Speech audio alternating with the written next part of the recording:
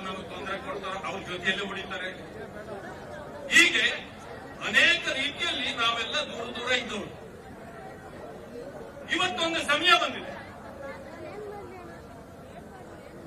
ಕಾಂಗ್ರೆಸ್ ಪಕ್ಷ ಚುನಾವಣೆಗಾಗಿ 5 ಗ್ಯಾರಂಟಿಗಳನ್ನು ಕೊಟ್ಟಿದೆ.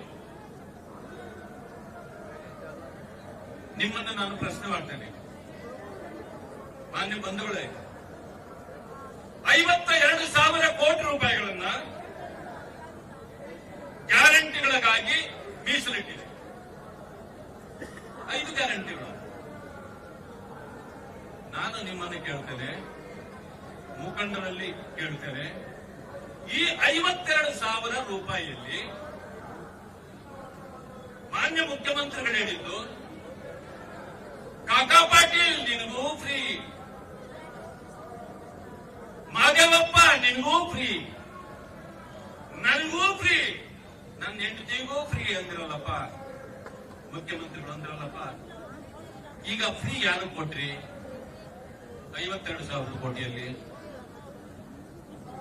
ಕಾಕಾ ಪಾಟೀಲ್ ಕೊಟ್ರಿ, ನೀವು ಫ್ರೀ ತಗೊಂಡ್ರಿ, ನಿಮ್ಮ ಹೆಂಡತಿಗೂ ಫ್ರೀ ಕೊಟ್ರಿ. ಆದ್ರೆ ಮಾದೇವಪ್ಪನಿಗೆ ಯಾಕೆ ಕೊಡ್ಲಿಲ್ಲ? ಮಾದೇವಪ್ಪ SC ಅಂತ ಯಾಕೆ ಕೊಡ್ಲಿಲ್ಲ? ನಿಮ್ಗೆ ಯಾರಿಗಾದ್ರೂ ಅರ್ಥ ಆಗಿದೆಯಾ? ಇದು ಅನ್ಸಿದ್ಯಾ?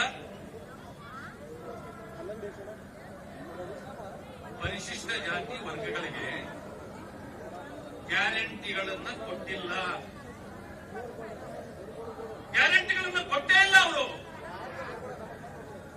ಬೇರೆಯವರಿಗೆಲ್ಲ ಗ್ಯಾರಂಟಿಗಳ ಹಣ ಕೊಟ್ಟರು, ನಮಗೇನ್ ಮಾಡಿದ್ರು?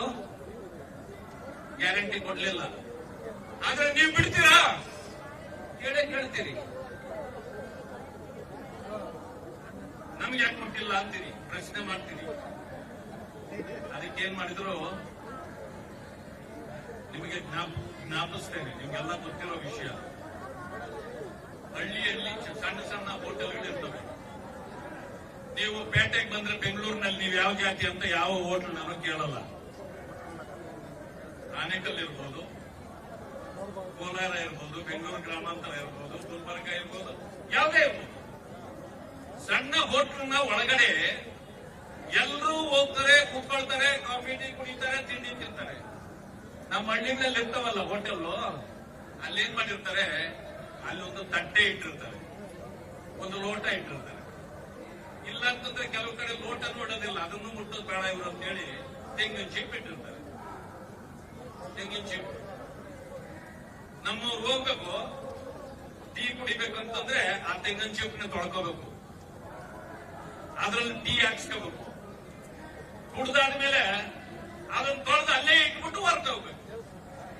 ಈ ಪದ್ಧತಿಗಳು ಕೆಲವು ಕಡೆ ಇದೆ, ಎಲ್ಲ ಕಡಿಮೆ ಆಗ್ತಿದೆ, ಆದ್ರೂ ಪದ್ಧತಿಗಳು ಕೆಲವು ಕಡೆ ಇದೆ. ಈ ಸರ್ಕಾರ ಏನ್ ಮಾಡ್ತಿದೆ ಅಂತಂದ್ರೆ, ಬೇರೆಯವರನ್ನೆಲ್ಲ ಹೋಟ್ಲಿಗೆ ಬಿಟ್ಕೊಂಡು ಕಾಫಿ ಟೀ ತಿಂಡಿ ಕೊಡ್ತಾರಲ್ಲ, ಹಾಗೆ ಗ್ಯಾರಂಟಿ ಹಣ ಎಲ್ರಿಗೂ ಕೊಡ್ತಾರೆ. SC STಗಳಿಗೆ, ಪರಿಶಿಷ್ಟ ಜಾತಿ ವರ್ಗಗಳಿಗೆ ನಮಗೆ ಕಪ್ಪಿಟ್ಟಿರ್ತಾರಲ್ಲ ತೆಂಗಿನ ಚಿಪ್, ಆ ತೆಂಗಿನ ಚಿಪ್ ತರ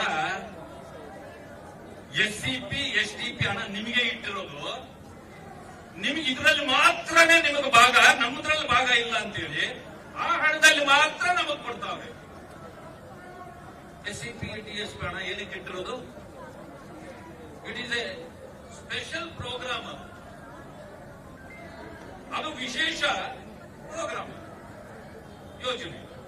ಯಾಕೆಂದ್ರೆ ಪರಿಶಿಷ್ಟ ಜಾತಿ ವರ್ಗಗಳು ಈ ಸಮಾಜದಲ್ಲಿ ತುಳಿತಕ್ಕೆ ಒಳಗಾಗಿರ್ತಕ್ಕಂಥವ್ರು. ಎಲ್ಲರಂತೆ ಅವರು ಮೇಲೆ ಬರಬೇಕು ಅಂತೇಳಿ ನಮ್ಮ ಪಿತೃ ಬಾಬಾ ಸಾಹೇಬ್ ಅಂಬೇಡ್ಕರ್ ಅವರು ಏನು ಹೋರಾಟ ಮಾಡಿದ್ರು, ಅದರ ಫಲವಾಗಿ ರಾಷ್ಟ್ರೀಯ ಪ್ಲಾನಿಂಗ್ ಕಮಿಷನ್ ಅಂತಿತ್ತು ನಾವು, ನೀತಿ ಆಯೋಗ ಜನಸಂಖ್ಯೆಗೆ ಅನುಗುಣವಾಗಿ ಬಜೆಟ್ನಲ್ಲಿ ಪಾಲು ತೆಗೆದು ಅವರಿಗೆ ಆಸ್ತಿಯನ್ನ ನಿರ್ಮಾಣ ಮಾಡಿಕೊಡ್ಬೇಕು, ಅಸೆಟ್ ಕ್ರಿಯೇಟ್ ಮಾಡಿಕೊಡ್ಬೇಕು. ಅಸೆಟ್ ಅಂದ್ರೆ ಏನು? ವಿದ್ಯಾವಂತನನ್ನಾಗಿ ಬಡವನನ್ನ ಮಾಡೋದು ಒಂದು ಅಸೆಟ್, ಅದು ಅವನಿಗೆ ಫೀಸ್ ಕಟ್ಟೋದು ಒಂದು ಅಸೆಟ್. ಅದು ಯಾಕೆಂತಂದ್ರೆ ಅವನು ವಿದ್ಯಾವಂತನಾಗಿ ಬೆಳೆದು ತನ್ನ ಸಂಸಾರವನ್ನ ತಾನೇ ಕಾಪಾಡಿಕೊಳ್ತಾನೆ ಅಂತಕ್ಕಂಥದ್ದು. ಅದಕ್ಕೆ ಯಾರಿಗೆ ಜಮೀನು ಇರೋದಿಲ್ವೋ ಅಂತವರಿಗೆ 1-2 ಎಕರೆ ಜಮೀನು ತೆಗೆದುಕೊಡ್ಬೇಕು, ಅದು ಅಸೆಟ್. ಯಾರಿಗೆ ಭೂಮಿ 2 ಎಕರೆ ಇದೆಯೋ ಅವರಿಗೆ ಈಗ ನೀರು ಬಾವಿ ತೆಗೆದ್ರೆ ನೀರು ಬರೋದಿಲ್ಲ. 1,000, 1,500 ಬೋರ್ವೆಲ್ ಹಾಕ್ಬೇಕು ಒಳಗಡೆ. ಅದಕ್ಕೆ ಗಂಗಾ ಕಲ್ಯಾಣದಲ್ಲಿ ಬೋರ್ವೆಲ್ ಹಾಕಿ ಅವರಿಗೆ ನೀರು ಕೊಟ್ರೆ ತಾನು ಉದ್ಧಾರ ಆಗ್ತಾನೆ. ಆ ಜಮೀನನ್ನ ಫಲವತ್ತಾಗಿ ಮಾಡಿ ಬೆಳೆ ಬೆಳೆದು ತನ್ನ ಸಂಸಾರವನ್ನ ತನ್ನನ್ನ ಸಾಕ್ಕೊಳ್ತಾನೆ. ಇದು ಅಸೆಟ್ಟು. ಯಾರು ವಿದ್ಯಾವಂತನಾಗಿರ್ತಾನೋ ಆತ ಕಾರ್ಖಾನೆ ತೆಗಿಬೇಕು ಅಂತ ಅಂದ್ಕೊಳ್ತಾನೆ. ಕಾರ್ಖಾನೆ ತೆಗೆಯಬೇಕು ಅಂತಂದಾಗ ಆತನಿಗೆ ನಿವೇಶನ ಕೊಡಬೇಕು, ಕಡಿಮೆ ಬಡ್ಡಿ ದರದಲ್ಲಿ ಆತನಿಗೆ ಲೋನ್ ತೆಗೆದುಕೊಡ್ಬೇಕು, ಅವನಿಗೆ ಸವಲತ್ತು ಕೊಡಬೇಕು. ಇದರಿಂದ ಅವನದು ಕೂಡ ಆಸ್ತಿ ಆಗತ್ತೆ. ಇದೇ ಕೆಲಸವನ್ನ ಇನ್ಯಾರೋ ಡ್ರೈವಿಂಗ್ ಅಂತಿರ್ತಾರೆ. ಐರಾವತ ಯೋಜನೆಯಲ್ಲಿ ಒಂದು ಕಾರ್ ಕೊಟ್ರೆ ಆತನಿಗೆ ಟ್ಯಾಕ್ಸಿ ಆದ್ರೂ ಓಡಿಸ್ಕೊಂಡು ಅವನ್ನೇ ನಾವು ಕಾಪಾಡಿಕೊಳ್ತಾನೆ, ಸಾಕ್ತಾನೆ. ಹಿಂಗೆ ಅನೇಕ ಅಸೆಟ್ಗಳಾಗ್ತಕ್ಕಂಥದ್ದು. ಈ ಕೆಲಸವನ್ನ ಸರ್ಕಾರ SCB TSP ಹಣದಲ್ಲಿ ಮಾಡಬೇಕಿತ್ತು. ಆದ್ರೆ ನೀವು ಮಾಡಿದ್ದೇನೋ ಬೇರೆ ಹಣ ನಮ್ಮವರು ಕೊಡೋದಿರಲಿ, ನಮ್ಮ ಹಣನೂ ಅಸೆಟ್ ಆಗ್ಲಿಕ್ಕೆ ಕೊಡ್ಲಿಲ್ಲ. ನೀವು ಬೆಳಗ್ಗೆಯಿಂದ ಸಂಜೆವರೆಗೂ ಕೆಲಸ ಮಾಡೋದನ್ನು ಬಿಟ್ಟು 170 ರೂಪಾಯಿ ಅಕ್ಕಿ ಕೊಡ್ತೀವಿ ನಿಮಗೆ, 1 ತಿಂಗಳು ಕಾಯ್ಕೊಂಡಿರ್ಬೇಕು. 170 ರೂಪಾಯಿಗೆ 1 ತಿಂಗಳು ಕಾಯ್ಬೇಕು. ಇವ್ರ ಹತ್ರ ಬಸ್ಸಲ್ಲಿ ನಿಮಗೆ ಫ್ರೀ ಅಂದ್ರು. ಅಮ್ಮ ಹೇಳಿ ಇಲ್ಲಿ ಬಂದಿರೋ ತಾವು ಇವತ್ತು ಎಷ್ಟು ಜನ ಫ್ರೀಯಾಗಿ ಬಂದ್ರಿ ಬಸ್ಗಳಲ್ಲಿ? ನೀವು ಗವರ್ಮೆಂಟ್ ಬಸ್ಗಳಲ್ಲಿ ನಮ್ಮವರು ಹೆಣ್ಮಕ್ಳು ಕೂಡ ಗಂಡಸರಿಗಿಂತ ಹೆಚ್ಚಿಗೆ ಕೆಲಸಕ್ಕೆ ಹೋಗಿ ದುಡಿತಾರೆ ನಮ್ಮಲ್ಲಿ. ನಮ್ಮ ಹೆಣ್ಣು ಮಕ್ಕಳು ಮೈಗಳ್ಳರಲ್ಲ, ದುಡಿಯುವ ವರ್ಗ ನಮ್ಮವರು.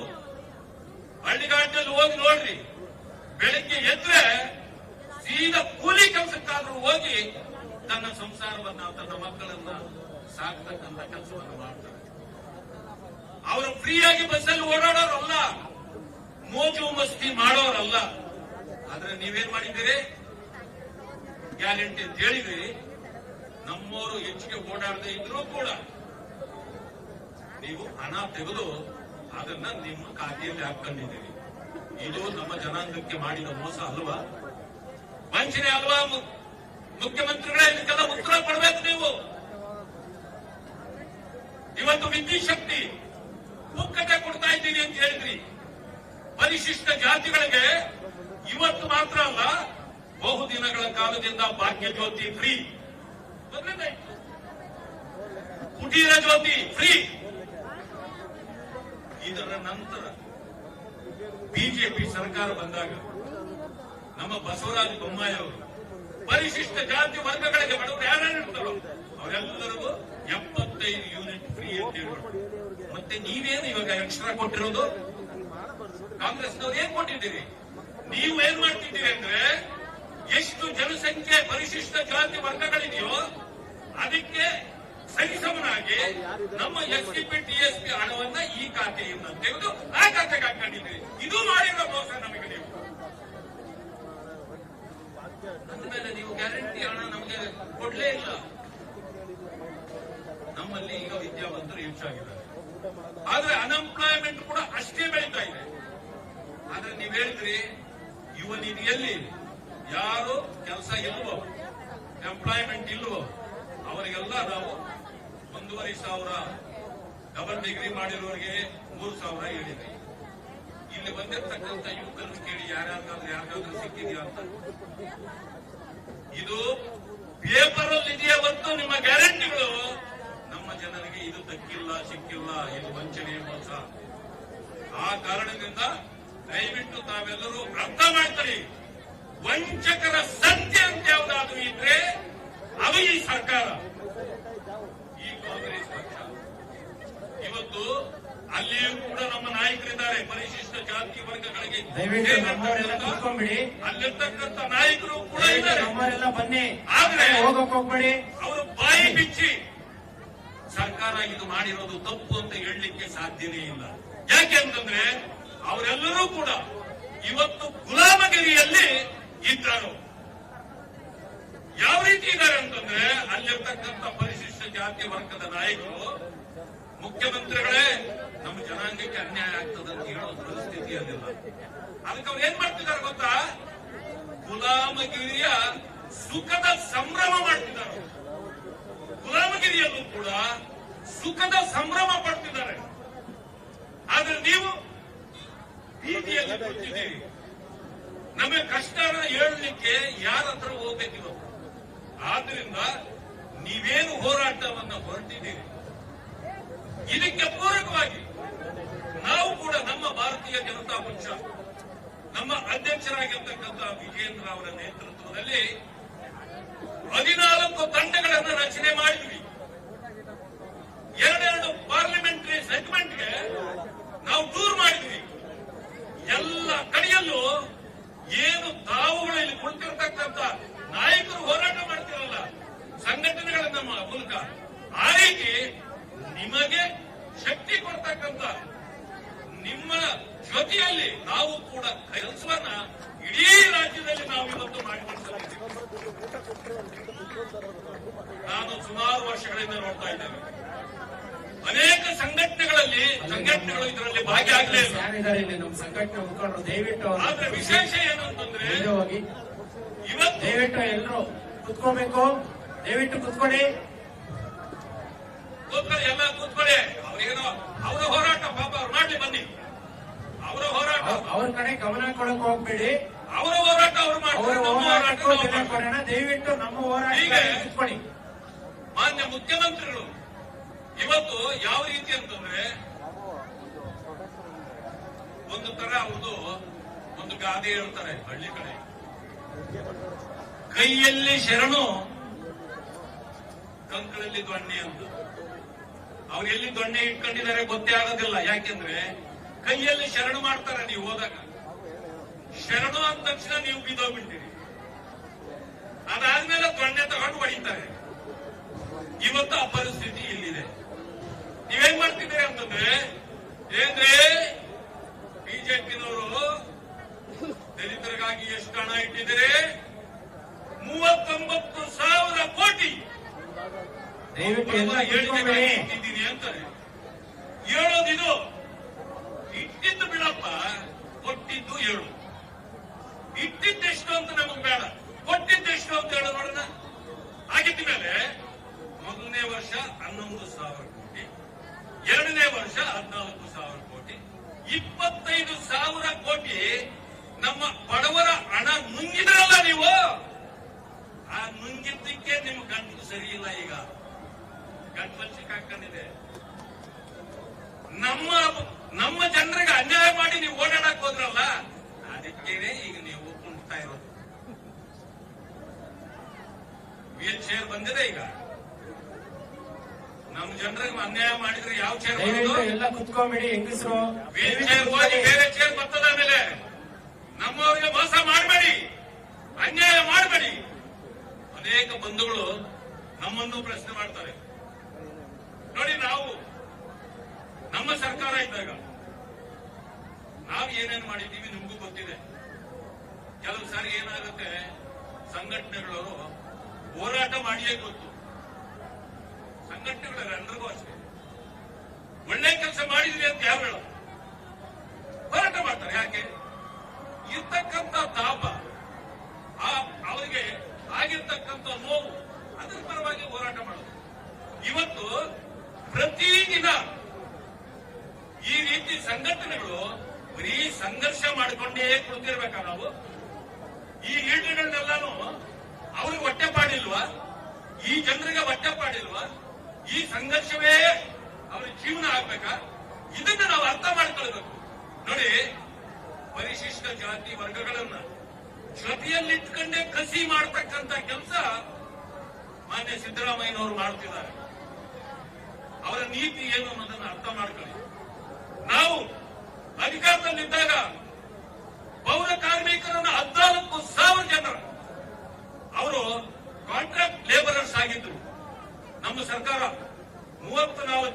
ಜನರನ್ನ ಪರ್ಮನೆಂಟ್ ಮಾಡಬೇಕು ಅಂದ್ಕೊಂಡಿದ್ವಿ. 14,000 ಜನರನ್ನು ಮಾಡಿದ್ವಿ. ನಮ್ಮ ಸರ್ಕಾರ ಹೋಗಿ ಇನ್ನು 30,000 ಜನರನ್ನ ಮಾಡ್ಲಿಕ್ಕಾಗ್ಲಿಲ್ಲ. ಆದರೂ ಕೂಡ ಅವರನ್ನು ಸರಿಯಾಗಿ ಬಳಸಿಕೊಳ್ಳಲಿಕ್ಕೆ ಇವತ್ತು ಈ ಸರ್ಕಾರಕ್ಕೆ ಆಗ್ತಾ ಇಲ್ಲ, ಮಾಡಲಿಲ್ಲ. ನಾವು ಕೆಲವರು ಮುಖಂಡರು ಒತ್ತಿ ಹೇಳಿದ್ವಿ, ಬೊಮ್ಮಾಯಿ ಸಾಹೇಬ್ರೆ, ಬಾಬಾ ಸಾಹೇಬ್ ಅಂಬೇಡ್ಕರ್ ಅವರು ನಮ್ಮ ರಕ್ಷಕರು. ಅವರು ಪಾದ ಸ್ಪರ್ಶ ಮಾಡಿರ್ತಕ್ಕಂಥ 7 ಜಿಲ್ಲೆಗಳ 10 ಸ್ಥಳಗಳಲ್ಲಿ ಬಾಬಾ ಸಾಹೇಬ್ ಅಂಬೇಡ್ಕರ್ ಅವರು ಪಾದ ಸ್ಪರ್ಶ ಮಾಡಿದ್ದಾರೆ. ಅದರಲ್ಲಿ ಕೆಜಿಎಫ್, ಬೆಂಗಳೂರು, ಹಾಸನ, ಧಾರವಾಡ, ಮತ್ತೆ ಬೆಳಗಾವಿ, ಚಿಕ್ಕೋಡಿ, ಬಿಜಾಪುರ, ಗುಲ್ಬರ್ಗ, ವಾಡಿ ಇಂಥ ಕ್ಷೇತ್ರಗಳಲ್ಲಿ ಅಲ್ಲಿ ಒಂದು ಸ್ಮಾರಕಗಳನ್ನು ಮಾಡಬೇಕು ಅಂತ ಹೇಳಿದ ತಕ್ಷಣ 25 ಕೋಟಿಯನ್ನ ನಮಗೆ ಅದಕ್ಕಾಗಿ ಇಟ್ಟರು. ಆದರೆ ಈ ಸರ್ಕಾರ ಇದುವರೆಗೂ ಆ ಕೆಲಸವನ್ನೇ ಪ್ರಾರಂಭ ಮಾಡಿಲ್ಲ. ಇಂಥ ಪರಿಸ್ಥಿತಿ ಇಲ್ಲಿದೆ. ಎಲ್ಲಕ್ಕಿಂತ ಹೆಚ್ಚಿಗೆ ನಾನು ಇನ್ನೊಂದು ವಿಷಯವನ್ನ ನಿಮಗೆ ಗಮನಕ್ಕೆ ತರಲಿಕ್ಕೆ ಹೋಗ್ತೇನೆ. ನಮ್ಮ ಸರ್ಕಾರ ಇದ್ದಾಗ ಯಡಿಯೂರಪ್ಪನವರು ಯಾರು ಕಾರ್ಖಾನೆ ತೆಗಿತೀರಿ ಪರಿಶಿಷ್ಟ ಜಾತಿ ವರ್ಗದವರು